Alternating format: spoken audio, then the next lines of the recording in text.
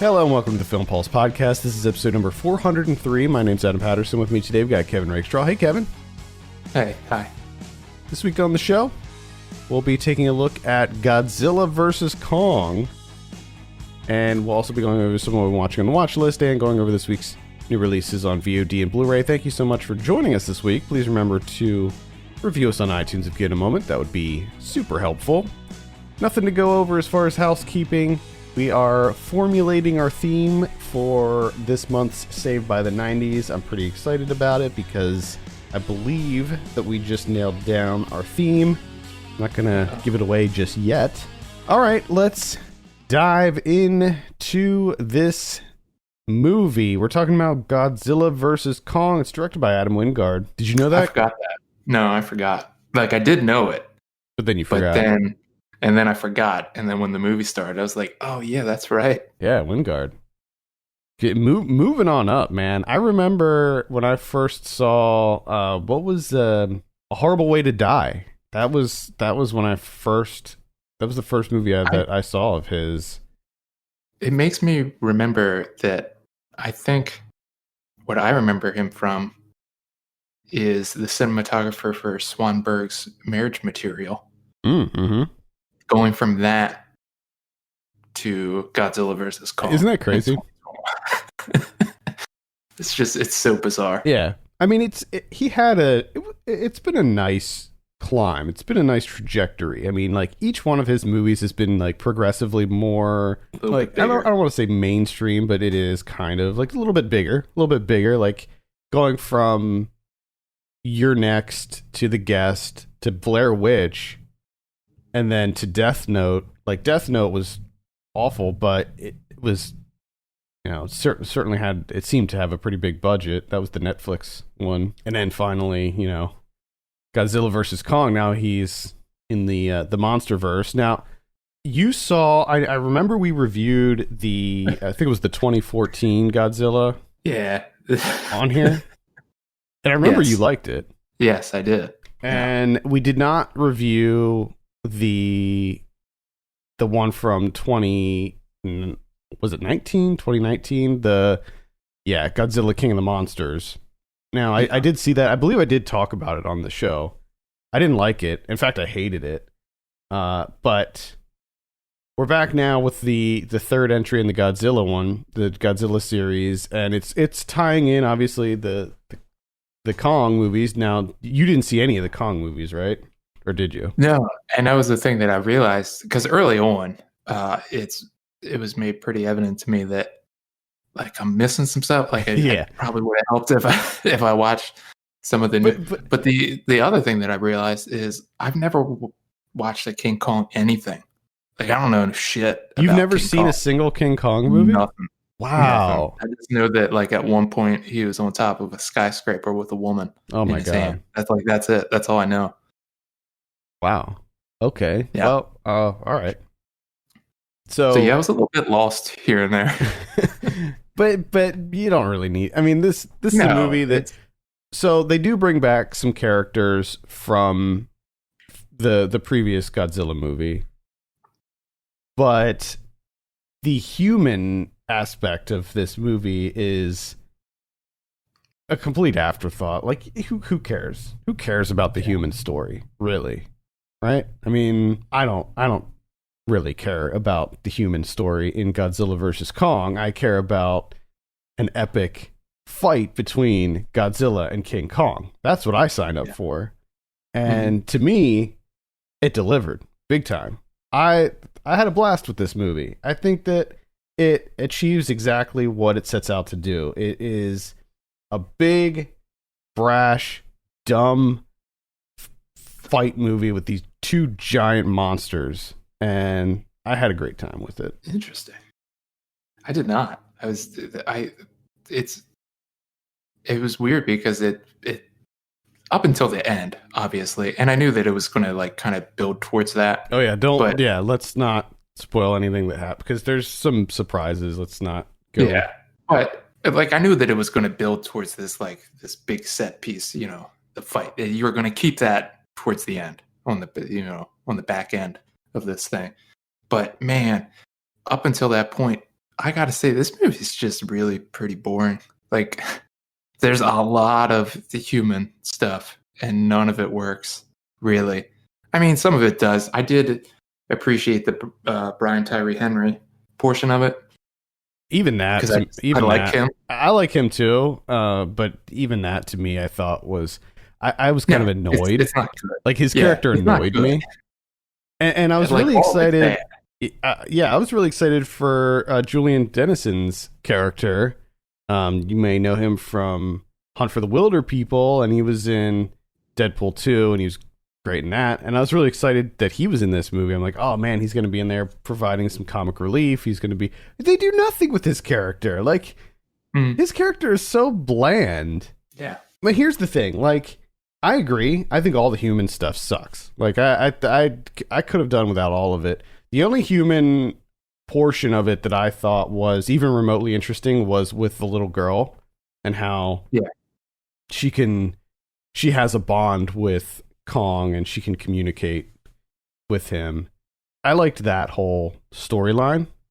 All the rest of it I could have done without. Especially because I love how they bring back in Kyle Chandler into this. Like, he's doing anything. He literally does nothing in this movie. Like, he serves no purpose. Yeah. And I love anytime that he's kind of like shown in the opening credits, because I know right away that he's going to play a guy that's just trying to do his job. He's trying his best, and he's under a lot of stress. And that's exactly what he does here. And he's completely pointless. And I think that that's the problem, is that the human aspect of this movie, which takes up a lot of this movie, like a lot. There's not a whole lot of fighting. There's not a whole lot of Godzilla versus Kong. There's a little tiny fight in the ocean, and then there's nothing until the end. I don't know. I think that I think there's enough. There was enough for me. Enough for the fight scenes. Not. I mean, the clash between Godzilla and Kong. Yeah, they had like two main fights, but I think that there's other stuff in there too, where it's very Kong focused.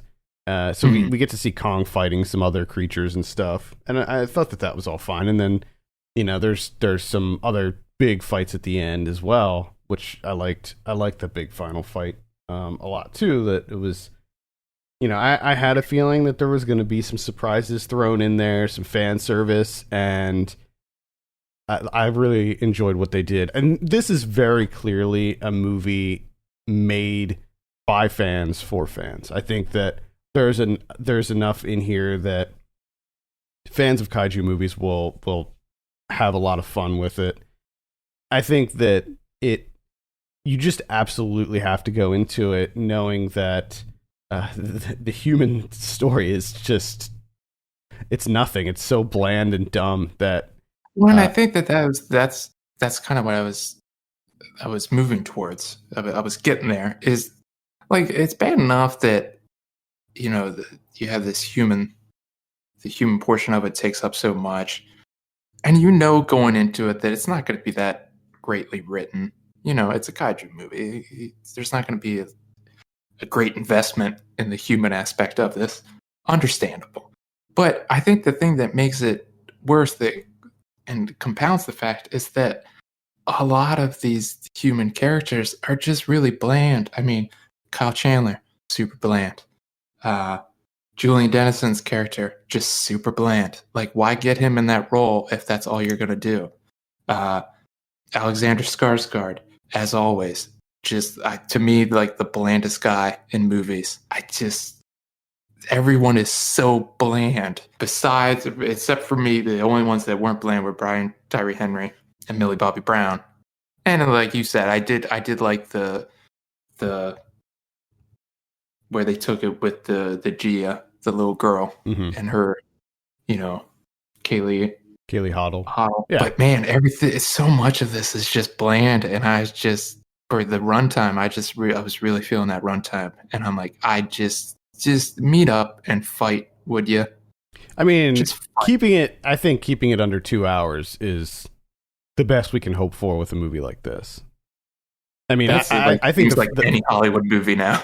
I mean, the fact that it wasn't 2.5 hours, I looked at that as a plus. I mean, because almost all of these movies are pushing 2.5 hours, and the fact that they did keep the runtime under 2, I thought was a very, very good thing. Because if it was, I mean, if it was longer, it certainly would have worn out its welcome. I think that just really quickly touching on the Kyle Chandler thing, I'm pretty sure the reason that he's even in it at all is because it would have been weird for them to have Millie Bobby Brown's character in there and not have Kyle Chandler's character in there. So they just, I think, needed to bring him in just to kind of show like, oh yeah, he's like still alive, like he's still around, and he's her dad, so you know he's trying to get after her.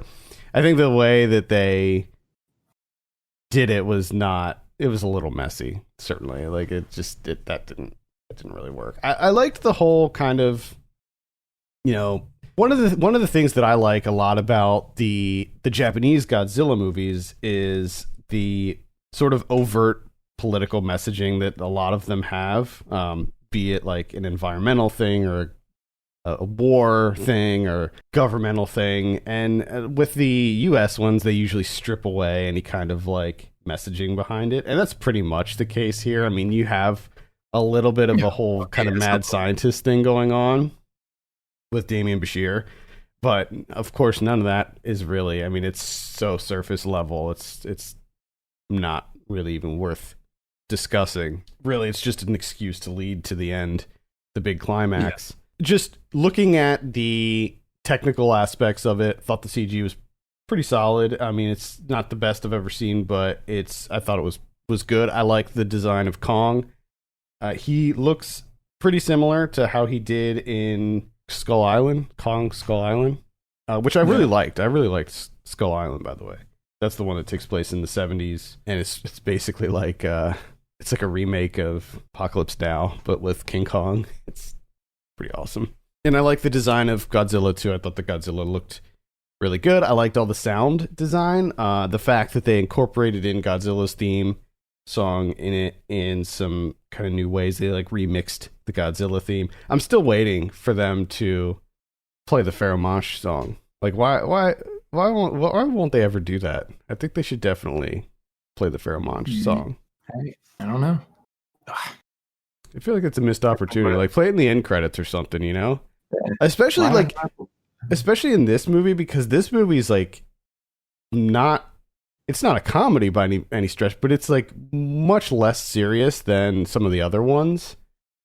Like there's like even some comedic bits between Godzilla and Kong, like during the fights, you know, like one of the things that I thought was slightly interesting about this was that the two of them had very distinct personalities in this. They weren't just sort of mindless monsters. Like you could see them working things out and thinking, and they had a lot of expressions, and especially Kong. I mean, they made him a lot more intelligent, and Kong was always intelligent, but they gave him an opportunity to like show off the fact that he could like use strategy and stuff like that in his fights. And I liked all that stuff. I liked the, you know, like the scene when they're like screaming in each other's faces and stuff like that. Yeah. I thought that the fights themselves were really satisfying, really fun, just completely badass for the most part. And one of the biggest gripes I had with the last Godzilla movie, really the other one too, is that all the fights took place at night in the rain and you couldn't see a goddamn thing. Yeah. Most of the fight scenes in this movie take place during the day, and you can actually see shit. And even there's a big fight scene that happens in Hong Kong, which I thought looked awesome, because it's like they might have overdone it a little bit with the neon, but I still thought it was pretty cool. I did appreciate though that it started in the daytime and went into the night. Yeah. So they had that kind of like transition. Yeah. Which I thought was nice. Even that nighttime fight scene, because there were so many like city lights and stuff, you could still see everything. Like everything was still visible. Unlike the last Godzilla movie, where every fight was in the ocean at night in the rain, and you couldn't make out anything that was going on. Like, you know that there's a cool fight scene happening, but you just can't see it. And I don't know. It was just so frustrating to me because it's not like the original Godzilla movies ever did that. Like, they were pretty much all during the day. You know? No, it's just, it seems like that's the, like, lighting in movies now is just like non-existent. Oh yeah. Like I feel like that's a Hollywood's way of just like, okay, we'll just mask everything. We'll make it dark and rainy, and you won't be able to see. And that way, people can't complain about it. Yeah, mask. I think that we don't know what we're doing anymore. It does feel like a cheat. You know, it does feel like they're trying to pull one over on the audience. You got to wonder if, like, you know, several decades from now, because like if you like, there's movies now that when they were shot, like let's say movies that were shot in the early 80s or in the 70s, they weren't really considering things like high definition. So like when you watch it now, like when you watch Terminator, you can see like Arnold's wiener flapping around when in the scene when he first lands, and the scene there. One of my favorite horror movies, Sleepaway Camp. There's a scene when they use one character as a stand-in for the killer, but in high def, you could just see that it's that character, and it completely breaks the movie because nothing makes any sense after that. So I'm wondering if they'll do if something like that will happen. Probably not, but it'd be kind of funny if something like that did happen, and when you watch like Godzilla when it's fighting at night, and it's just like blocks and shapes. It's just a cardboard box costume. It would be funny if that's what happens, is with like these get remastered 30, 40 years down the road, because they seem to have that issue now too. A lot of times, a lot of these remasters, they, for some reason, they kind of do it in this like piss yellow, like color tone, like that kind of hue over the whole thing. Mm-hmm. Like they're going to be like, okay, we're going to brighten up all these movies from the 2020s, and then, you know, they just make them absolutely even worse. Mm-hmm. I could see it happening. It'd be like, it would be like when they remaster the Disney animated movies and increase the frame rate, and everything looks so freaking weird and awful. Anyway, back to Godzilla and Kong. I was a little bit confused at times, not knowing anything about Kong and it being pretty Kong focused. You know, I was figuring, you know, in the billing, Godzilla comes first. I thought this was going to be more of a Godzilla movie, and I think that was the thing that kind of disappointed me a little bit, is like there's not a whole lot of Godzilla, and that's kind of what I was expecting going in, because obviously I haven't seen King Kong, which I think you can glean from that I don't really have an interest in King Kong. You know, for the 36 years I've been alive, I've never sought out any of those movies.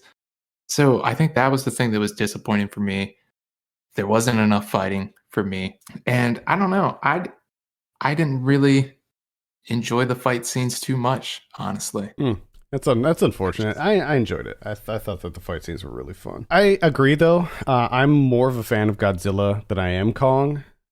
I've seen a lot of the Godzilla movies. I have that incredible Criterion box set, which I didn't finish it, by the way. I got like probably more than halfway through, but I didn't finish all of them. But yeah, I'm a bigger fan of Godzilla for sure, and I was a little bit disappointed that there wasn't as much Godzilla. This is a very Kong focused movie, and I also get that like Kong is more of a good guy. Like Kong has more personality, and he has a stronger connection to humans. So I can kind of understand that, but I also think that, you know, Godzilla can be a good guy too. Let Godzilla be a good guy. Yeah. So yeah, I'd still recommend it. I think it's the fact that it's on HBO Max, I think makes it an easy recommend. Although I kind of wish I would have seen this in the theater. I think it would have been a lot more fun in the theater, getting those like D-box seats or whatever. Yeah. 4DX would have helped a little bit with the spectacle of it all. Yeah, I think so. All right, let's go ahead and give it a score. I'm sitting at around a 6 on this one. What are you gonna give it? I'm gonna give it a 3. 3. Unfortunate. Yeah, Kevin fucking hated Godzilla versus Kong, people. there's just a lot of things going against it. I've found out that I was right in my assumption that I wouldn't like King Kong. That's why I've never really had interest in him, and I'm right. Like, I don't really like King Kong. Honestly, I'm not a big fan of King Kong either. To be clear, like I wasn't. I've seen the original one. I saw the original one in the theater. There was like a repertory screening, and I saw it, and like I'm not a fan. I didn't really like the Peter Jackson one that much. I liked Skull Island, but that felt like a different kind of movie. I don't know what it is about Skarsgård. He was a wet noodle in this. He's ambient in human form. Yeah, I mean, like, he shows up, I'm just like, oh my god. I like him, but yeah, his character was just so blah in this. Like, he has no charisma. And then there's some characters like Isa Gonzalez, where it's just like, why? Oh, Lance Reddick was in this? I don't even remember seeing Lance Reddick. He was just at the end. Oh, was he? Kyle Chandler gets the homecoming. Okay. Whatever. He's like, oh, hey, we got it set up. What do you want to do? But Gonzalez, like, she seems to be in every movie now. Like, her agent is just she's having a good run. Yeah. So, like, every movie I seem to put on, she pops up. I feel like she's got a little bit to learn. She's got to work on her craft a little bit. But yeah, I mean, she's like, looking at her. Better than Skarsgård. Yeah, well, I'd probably put them on the same level, honestly. But yeah, she's had a really, really good run lately. It's just, again, I mean, even her, like, the thing is, like, they pack in so many characters in these movies. Like, that's the solution. Like, that's the remedy for this, is to put more characters in. Like, why don't you keep it to like 3 characters and then just work on those characters? But I think they look at it as like, okay, instead of having a character that, can embody, different facets of a personality, we'll just have more people and they'll each embody one dimension of personality. Yeah. Well, and the other thing is, like, all of these movies are structured in the same way, where you have you have pockets of characters, and each of them is on their own little adventure, so that we can frantically cut back and forth between all of these little side plots, so that everything can come together at the end. But the thing is, like, so often the side plots suck. So, like, every time they would cut to Millie Bobby Brown and Brian Tyree Henry's their story, I'm just like, oh god. Well, the life just got sucked out of me again. Right when I was watching Godzilla, like, juice up and shoot his radioactive breath all over the place. Then all of a sudden we cut over to Millie Bobby Brown and Brian Tyree Henry going in some kind of pod to Hong Kong. Like, I give a shit about what they're doing. Either way, fights were fun to me, so it's a light recommend. I haven't watched a ton of Godzilla movies or Kong movies, so I don't really know. But it felt like the fight sequences in here it felt like Wingard was just kind of like translating like human fights, like what he normally, because they felt like super brutal, and like disgusting. Like Kong's like just smashing someone's skull on a rock and then like rips the head, like. You know what I mean? Like, I would imagine I would see that in a human-based horror movie. I'm not expecting that out of Kong and Godzilla.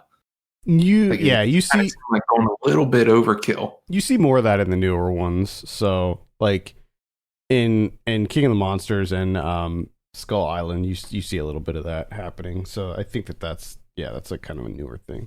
I mean, I would be remiss if I didn't mention Shin Godzilla. If you guys haven't seen Shin Godzilla, please. I think that's the problem too. Please check it out. I mean, I've seen that and I know that exists, because I think that what I was thinking the entire time. I'm just like, I could be watching Shin Godzilla right now. God damn it. I mean, I don't know if it's a controversial opinion or not, but I still think that Shin Godzilla is the best Godzilla. And yeah, you fucking it's got Wiggly Boy.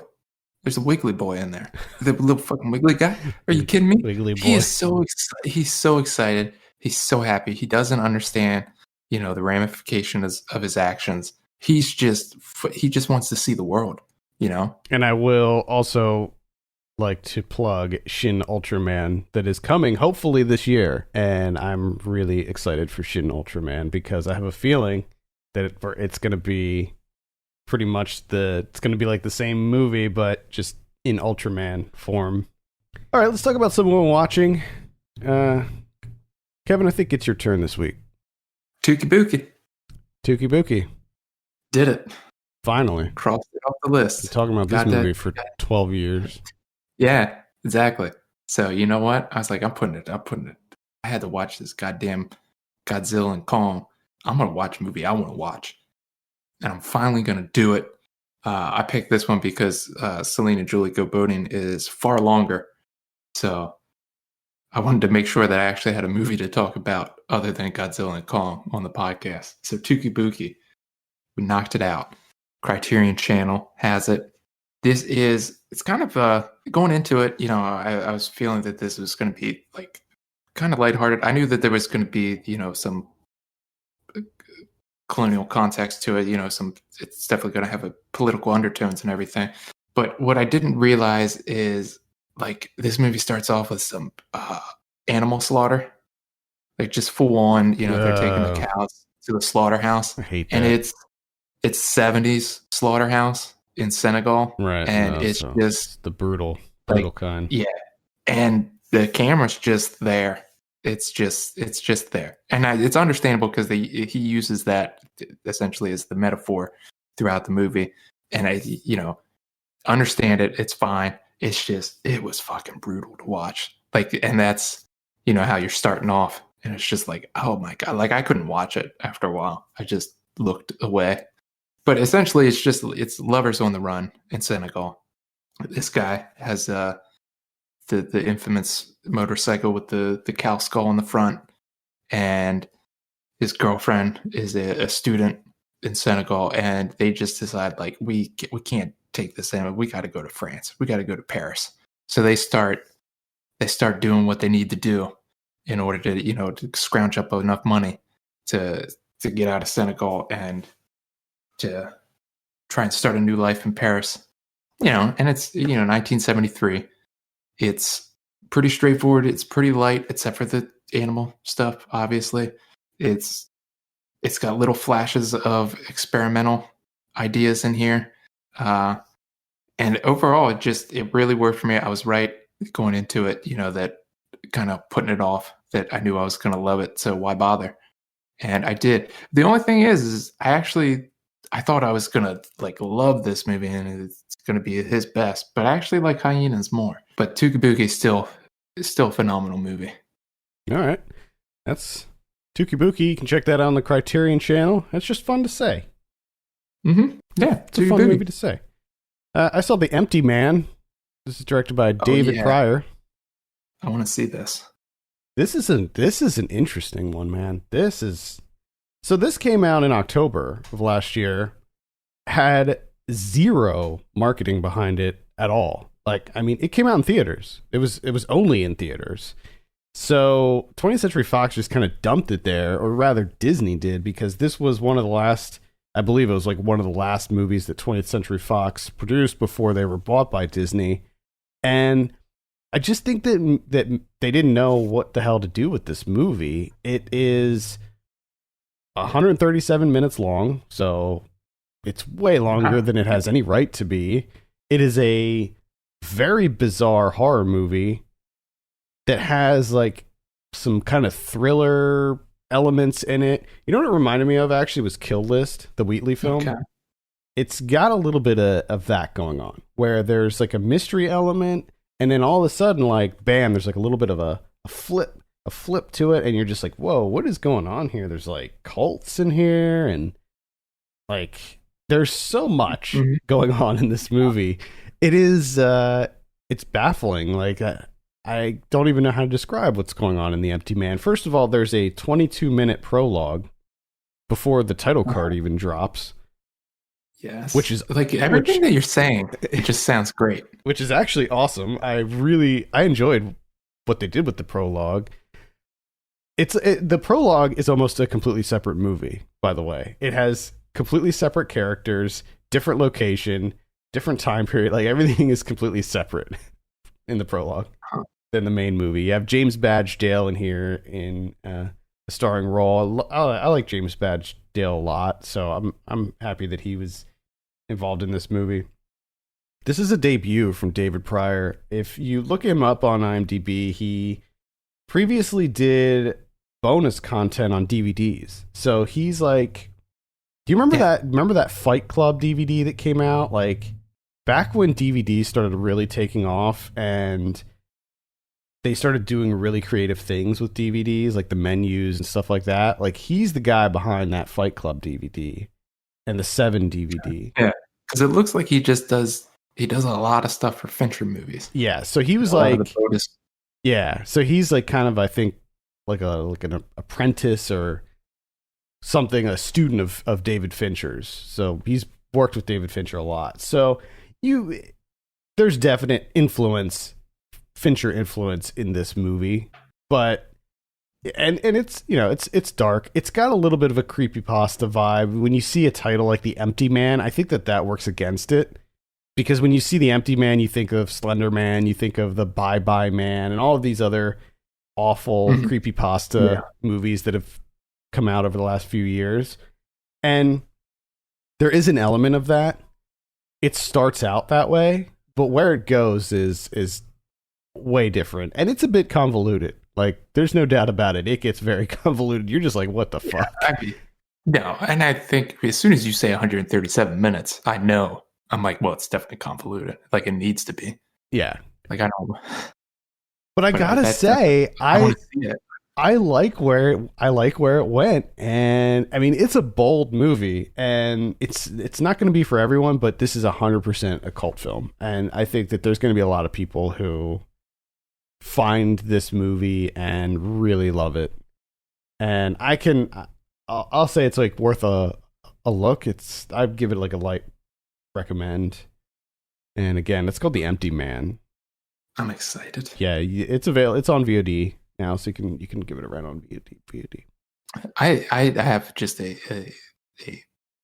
story for you. I tried watching another movie on Tubi finally, because I ended up getting a new TV because of Tubi, because my mom is obsessed with Tubi. So she literally bought me, and she didn't tell me. She's just like, "Hey, you have a package coming." And I'm like, what could the package be? And she's like, "Oh, you know what it is." I have no idea, right? And then the package comes. I'm at work. My wife texts me, and she's like, "It's a TV." And I'm like, what the fuck? My mom bought me a TV. You got to be kidding me. And had it delivered to my house. All because she knows that I don't have a smart TV. Or she doesn't. She asks me all the time, and I have to tell her all the time that it's not a smart TV. And because of that, she thinks that I can't get Tubi, even though I continually tell her that I could get it on the PlayStation. I just choose not to. So she decided that I had to have Tubi. So she bought a TV and had it delivered to my house. So I'm no longer, utilizing that 10-year-old, like 30-inch TV. I'm now up to like a 40-inch smart TV. Oh boy. So not only that, the Tubi thing continued for weeks. She just kept asking me if I got Tubi yet, because she bought me the TV specifically for that. So I fucking downloaded Tubi. All right, just to get her off my back, essentially. So there's the movie that my wife wants to watch, and guess what? It's on Tubi. So I'm like, wow, I finally get to use Tubi, and I can tell my mom, and she's gonna be so goddamn happy. So the movie's called Let It Snow, from 2020, directed by Stanislav Kaprakolov. And it's a Georgian movie, it's a horror movie, where this woman is like on a ski slopes and there's this like mass snowmobile rider like killing people or whatever. I don't know. It sounds dumb, but I'm for it. So this is the thing with Tubi.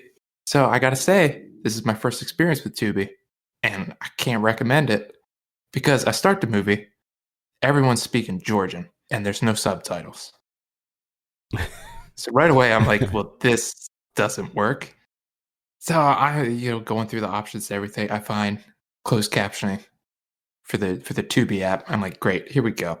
Click it on, start up the movie again. The narrator says something, and I get a little closed caption. It says, narrator speaking in Georgian. That's it. That's all it says. And I'm just like, okay, maybe I'm just not supposed to know what the narrator says. Fine. So, it's a slow moving. No one's really talking. Finally, the guy slides into a woman on the slopes, and they start talking to each other. When the guy talks, it just, in brackets, it says man. And when the woman talks in a bracket, it just says woman. And that's it. So incredible. And I'm just like, oh, what? So, I mean, if you're Georgian, I guess Tubi's, you can watch Let It Snow. That's great for you. But I got to say, my first experience with Tubi, it did not go well. I just don't like that they have awkward ad placement in there. Like you'll be watching something on there and then it's just like an ad pops in like in the middle of a scene, and that bothers me. Yeah, they don't do a good job with placements. I do like that they give you the heads up that they're like, hey, it's going to be an ad break in 8 seconds. I thought that was nice. I think it's so funny that your mom really loves Tubi. Like, out of all of the people, like, who, like, is she maybe there's a big Tubi fan base, but to me it seems like she's the only person in the world who just really loves Tubi. And she does, because she literally, I showed you the text message where it's like, you literally bought me a TV just because of Tubi. You gotta be kidding me. And she was like, you gotta get Tubi. And then like, the next day she was like, did you set up your TV yet? Did you download Tubi? And I'm like, Jesus Christ. Fine. So I set up the TV. 2 days later I talked to her. She's like, did you get Tubi yet, by the way? And I'm just like, you gotta be kidding me with this Tubi. Most popular movies on Tubi: Blood Diamond, Tyler Perry's Medea's Tough Love. That's looks like an animated movie. Queen of the Damned, Problem Child, Cradle to the Grave, and The Intruders. So that's what we're dealing with on Tubi. But the surprising thing, which I love this with Letterboxd, if you go into your watch list or whatever and you use that service, they actually do have some stuff buried in there. Like, they have some surprising movies that are on there. But it seems like they just got them like with Let It Snow, maybe they didn't realize that it was a Georgian movie and they just threw it on there. They're like, perfect, this is a horror movie. Not realizing that no one can watch it unless you speak Georgian. I think what they do is they strike deals with different companies and they get the streaming rights to like a package of like 100 movies, and they just dump it. They just dump it on their service, and then that's the end of it. And they just use like the movie database to pull in like the poster and stuff like that, because you'll see like the poster for a lot of these movies is like not the actual, it's just some like fan made poster or some shit. It's like not the real one. That's the game changer with Letterboxd for me, is that you don't have to like look through these services anymore. Yeah, because they partner with Just Watch. It's so much nicer now. Because that's the thing. Tubi has stuff. It's just, are you going to sit there and go through all of Tubi's God knows how many pages? Oh, yeah. Yeah. Cool. All right, let's talk about some of what we got going on VOD this week. On the 6th, we have Embryo. Kevin and his girlfriend Evelyn are camping in the woods when she's abducted and impregnated by otherworldly beings. Oh, shit, for real? Yeah. The entity begins to grow at a rapid rate. Why is it that they always grow at a rapid rate anytime that there's like an alien impregnation? Because They don't got time. You don't got time Yeah, to you wait don't got 9 time. months. You can't have a 7-hour long movie called Embryo. I wish Can't they be would out just in get the rid of woods for that, and 9 months. from now on, anytime there's an alien that impregnates someone, that it lasts like a year, or a demon. You know, they do it with demons too. That would be interesting, is to flip it and you get impregnated by aliens, but the whole process actually takes like 6 years instead of 9 months, or whatever this one takes. Yeah, just make it really long, and you got to deal with that shit for like 6 years. But you get impregnated when you're like 30, so then there's like all of this concern about like, am I going to be healthy enough by the time I've come to term with this thing? Yeah, I like that idea. We got Running Naked coming out. This is love, friendship, and streaking. There you go. Sure. Space Dogs, Tropical Adventure. It's an animated movie. On the 9th, we have The Last Rite.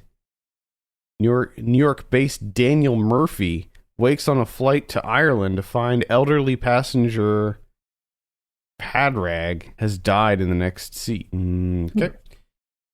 We also have Hollow Point. This looks like an action movie. It's a pretty generic action movie. We got My True Fairy Tale. Terrific balance between mysterious and hopeful. Held. To survive, they must obey.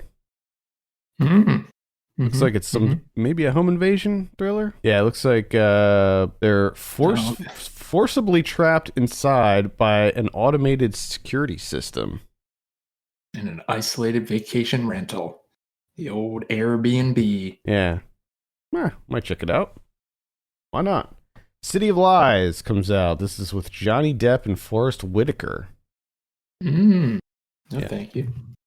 Yeah, that's pretty much it for VOD this week. As always, check on the calendar for the latest updates. Sometimes these don't pop up until like, a day or two before they get released. On Blu-ray this week, we have Rollerball from 1975, Thundar the Barbarian, the complete series.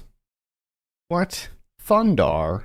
Some classic Thundar, some classic 80s animation. I kind of miss that animation style. Like that kind of Hanna-Barbera. I feel like everything now everything is like that CalArts style now, which is fine, but just, I want to go back to the old school days sometimes. Got Barb and Star Go to Vista Del Mar. Nice. Yeah, I recommend that if you haven't seen that yet. The Killer Elite from 1975. Earwig and the Witch. That's the Studio Ghibli one. That's the first CG Studio Ghibli. Does not look good, man. Unfortunately, I didn't see the movie. I saw the trailer, and with Ghibli, it's like you expect this level of quality that's just above everything else. Yeah. And I'm just not seeing it with this. Like, the CG does not look very good to me. Could be wrong, but... No. We got Shadow in the Cloud. That's the one with Chloe Grace Moretz. I would recommend this. This is a pretty fun B movie. Tremors in 4K coming out. This is an Arrow release. Yes. Obviously recommend that. Canon. Yeah. We have Death Has Blue Eyes from 1976. That's also an Arrow release. There's a box set of Western classics coming out that includes 3 movies. These look like movies that Kino is putting this out, so they're probably good, but it also at the same time looks like one of those DVDs that you'd pick up at Walgreens that come in like the thin cases, the little slim DVD cases, and they're like all public domain. Yes. We have Sleepless from 2001, How High from 2001. Did you hear about DMX? I did. I saw that just before. Yeah, it's really unfortunate. I don't like it. Yeah. Don't like it. Also, Earwig and the Witch is also getting a Steelbook edition, which looks really cool, but yeah, again, not sure about the movie itself. Tap Roots from 1948, The Delicious Little Devil from 1919. That is an old school.